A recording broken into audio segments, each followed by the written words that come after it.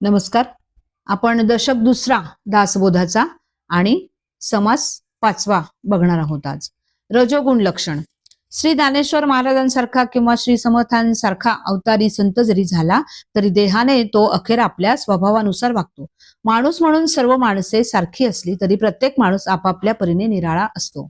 पण दृश्य सृष्टीची रचना अशी आहे की प्रत्येक विशेषाच्या मागे सामान्य असते. तेव्हा माणसाच्या निराळेपणाच्या मागे असणारे सामान्य कोणते याचा शोध प्राचीन कालापासून विचारवंत करीत आहे. जे जे आकारात येते ते ते त्रिगुणांचे बनलेले असते असा सिद्धांत भारतामध्ये कपिलाचार्यांनी फार पूर्वी मांडला. वेदांत तत्वज्ञानाने तो ग्राह्य ठरवून आपलासा करून घेतला. कपिलांचे सांगणे असे की जर सगळे दृश्य विश्व सत्व रज तम या तीन गुणांनी विणलेले आहे तर माणूस देखील त्रिगुणात्मक असला पाहिजे.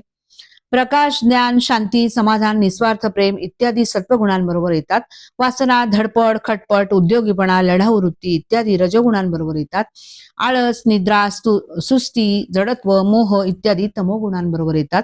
प्रत्येक माणसामध्ये तिन्ही गुण असतात, पण त्यापैकी एक इतर दोहोंपेक्षा वरचढ असतो. त्या वरचढ गुणांप्रमाणे प्रत्येक माणूस सत्वगुणी, रजोगुणी किंवा तमोगुणी मानला जातो. ब्रह्मज्ञानाच्या दृष्टीने सगळे संत एकाच भूमिकेवर असतात हे काही खोटे नाही.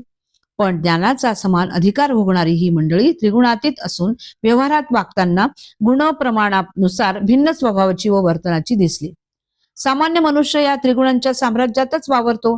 त्यांच्यामधूनच त्याला परमार्थाची वाटचाल करायची असते. तेव्हा प्रत्येक गुणात शुद्ध व शबल असा भेद केला. शुद्ध गुण परमार्थाकडे नेतो तर तोच गुण शबल असेल तर परप्रपंचाकडे खेचतो असे संतांनी सांगितले. पुढील 3 समासात या 3 गुणांचे सविस्तर वर्णन श्री समर्थ करीत आहे. गुण किती व कोणते ते ओळखावे कसे, त्यांचा शुद्ध व शबल असा भेद यांचे वर्णन. मुळात आपला देह सत्व रज तम या 3 गुणांचा बनलेला आहे. त्यापैकी सत्वगुण उत्तम होय. सत्वगुणांमुळे भगवंताची भक्ती उत्पन्न होते. रजोगुणामुळे पुन्हा जन्म घेऊन यावे लागते. तमोगुणामुळे प्राणी खालच्या योनीत जन्म घेतात. श्लोकार्थ. सत्वप्रधान माणसे श्रेष्ठ अशा वरच्या गतीस जातात. रजप्रधान माणसे मध्ये राहतात. हीन गुण असलेल्या स्वभावाची तमप्रधान माणसे खाली जातात. गीता अध्याय 14 आणि 18. 14 मधला 18वा श्लोक. गुणांमध्ये शुद्ध आणि शबल असा भेद आहे. तो सगळा सांगणार आहे. जे निर्मळ असते ते शुद्ध व मिश्रित असते ते शबल होय. शबल बाधक असते. शुद्ध व शबल यांची लक्षणे सांगतो. विचारवंतांनी ती लक्षपूर्वक ऐकावीत. शुद्ध गुण पारमार्थिक असतो तर शबल गुण सांसारिक असतो. प्रापंचिक माणसाची स्थिती अशी असते की त्याच्या देहामध्ये तिन्ही गुण काम करतात. एका गुणाचा जोर झाला की दुसरे 2 मागे जातात. सत्व रज आणि तम या 3 गुणांच्या योगाने जीवन चालते. रजगुणांचे कार्य कसे चालते ते आता दाखवतो. जीवनामध्ये जी गतिमानता आहे, परिस्थितीवर स्वामित्व गाजवण्याची लालसा आहे, बदलण्याची हौस आहे, ती रजोगुणामध्ये व्यक्त स्वरूप समजावी. कोणतेही मोठे ध्येय गाठण्यास रजोगुणाची मोठीच मदत लागते. पण तो प्रपंचाकडे वळला की त्याचा दुरुपयोग होतो. त्याचे वर्णन श्री समर्थ करतात. शरीरात रजोगुण प्रबळ झाला म्हणजे माणूस कसा वागतो ते अगदी लक्ष देऊन शहाण्यांनी ऐकावे. हे घर माझे आहे, हा संसार माझा आहे, त्यात देव श्रेष्ठ म्हणून कुठला आणला असा जो खात्रीने ठरवतो तो रजोगुण होय. आई, बाप, बायको, मुलगे, सुना आणि मुली इतुक्यांचीच जो काळजी घेतो तो रजोगुण होय. बरे खावे, बरे जेवावे, बरे अंगावर घालावे, बरे नेसावे आणि दुसऱ्याच्या वस्तूंचा अभिलाष धरावा तो रजोगुण होय. कसला धर्म, कसले दान, कसला जप आणि कसले ध्यान याप्रमाणे पाप पुण्याचा जो विचारच करत नाही तो रजोगुण होय. जो तीर्थ, व्रत, अतिथी, अभ्यागत जाणत नाही, अनाचाराकडे ज्याचे मन स्वभावता वळते तो रजोगुण होय. ज्याच्या घरी पैसा व धान्य पुष्कळ साठवलेले असतात तरी त्याचे मन पैशामध्ये गुंतलेले असते, शिवाय तो अत्यंत कंजूषपणाने जगतो तो रजोगुण होय. मी तरुण, मी सुंदर, मी बलाढ्य, मी चतुर असून सर्वात मीच थोर आहे असे जो समजतो तो रजोगुण होय. माझा देश, माझे गाव, माझा वाडा, माझे ठिकाण असा अभिमान जो मनात वागवतो तो रजोगुण होय. रजोगुणी माणूस प्रपंचामध्ये माझेपणाने ममत्वाने कसा गुंतलेला असतो याचे वर्णन झाले. आता वासना गुंतल्यामुळे तो कसा दुःख भोगतो ते सांगतात. दुसऱ्याचे सगळे नाहीसे व्हावे पण माझेच मात्र चांगले असावे असे स्वाभाविकपणे ज्याचे मन चिंतन करते तो रजोगुण होय. ज्याच्या मनात कपट असते तो जो दुसऱ्याचा मत्सर करतो, ज्याच्या अंतर्यामी कामाची वासना उद्भवते आणि जो दुसऱ्यास तुच्छ समजतो तो रजोगुण होय. ज्याला मुलाबद्दल आपलेपणा असतो, प्रेमामुळे बायको मनापासून आवडते, सर्वांचा लोभ असतो तो रजोगुण होय. आपल्या निकटच्या नातेवाईकांबद्दल जेव्हा मनास अस्वस्थता येऊन दुःख वाटते तेव्हा रजोगुण जोराने अंतरी शिरला आहे असे समजावे. संसारामध्ये फार कष्ट आहेत, तो शेवटपर्यंत कसा जाईल या विचारांनी मन संचित होते तेव्हा तो रजोगुण होय.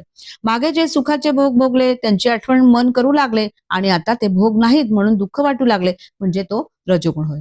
दुसऱ्याचे वैभव पाहिले व आपल्याला ते असावे अशी इच्छा मनात उत्पन्न झाली, त्या इच्छेपायी जो दुःख करतो तो रजोगुण होय. जे जे डोळ्यांनी पाहिले ते हवे म्हणून मनानेच मागितले परंतु ते मिळाले नाही जर तर ते दुःख होतो तो रजोगुण होय. ज्याचे मन विनोदाच्या वृत्तीने भरून जाते, जो शृंगारिक गाणे गातो, राग स्वर ताना आणि हावभाव यांनी गायनात रंगून जातो, त्याच्या अंतरी रजोगुण भरला आहे असे समजावे. जो दुसऱ्याची टवाळी करतो, थट्टा करतो, निंदा करतो, ज्याच्या बोलण्याने वाद माजतो, जो सदा सर्व काळ हास्यविनोद करतो, त्याच्या अंतरी रजोगुण भरला आहे असे मानावे. ज्याच्या अंगात अतिशय आळस शिरतो, जो नाना प्रकारच्या करमणुकीचे खेळ खेळतो किंवा जिथे व्यसनांचा गदारोळ धुमाकूळ चालतो तो रजोगुण होय. जो कलावंत असतो, निराळे सोंगे घेऊ शकतो, नाटक पाहण्याचा फार शौकीन असतो, निराळ्या खेळात पैसा घालवतो, त्यांच्या अंतरी रजोगुण असतो. अंमल किंवा धुंदी आणणाऱ्या पदार्थावर अतिशय प्रेम, गावगुंडीचे किंवा गावच्या भानगडींचे सारखे चिंतन, हलकट लोकांच्या संगतीची आवड या गोष्टी जेथे असतात तेथे रजोगुण असतो. तर रजोगुणी माणूस नुसता प्रपंचात गुंतला असतो इतकेच नव्हे तर देहाला व इंद्रियांना सुख देण्याच्या सारखा मागे असतो. हे वर्णन झाल्यावर त्याला भक्ती वैराग्य सत्समागम ही आवडत नाही असे श्री समर्थ सांगतात. चोरी करण्यास शिकावे असे मनातून वाटते, दुसऱ्याचा कमीपणा किंवा दोष बोलून टाकावा असे वाटते आणि उपासनेच्या नित्यनियमाचा कंटाळा येतो तो रजोगुण होय. देवाचे कार्य करायला लाज वाटते पण पोटासाठी पुष्कळ कष्ट करतो आणि प्रपंचामध्ये ज्याचे मन गुंतून जाते तो रजोगुण होय.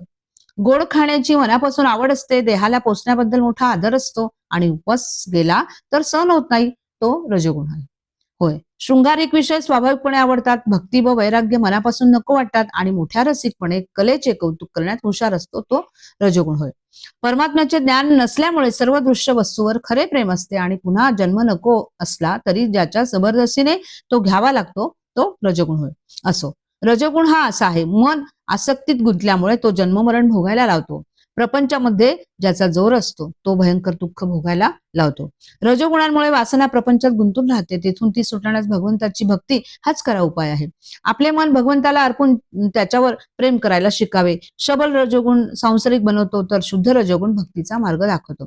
आता रजोगुण हा तर सुटत नाही, संसाराची बंधने काही सुटत नाही, वासना तर प्रपंचात गुंतून राहते. यावर काय उपाय करावा? याला उपाय एकच आहे, तो म्हणजे भगवंताची भक्ती. भक्ती साधण्यास वैराग्य हवे म्हणजे प्रपंचात मन आसक्त नसावे.